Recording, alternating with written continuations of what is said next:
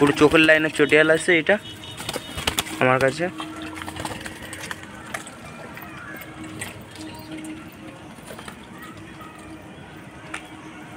দেখতে পাচ্ছ, দেখে না সব জল খাচ্ছে।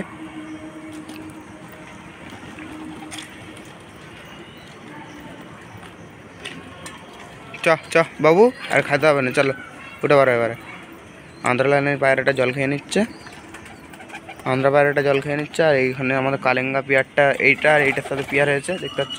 এই কালেঙ্গাটা আর এই কালেঙ্গাটা পেয়ার হয়েছে, এই কালেঙ্গাটা এটা, আর এই কালেঙ্গাটা এটা, এই দুটোকে পেয়ার করে দিয়েছি।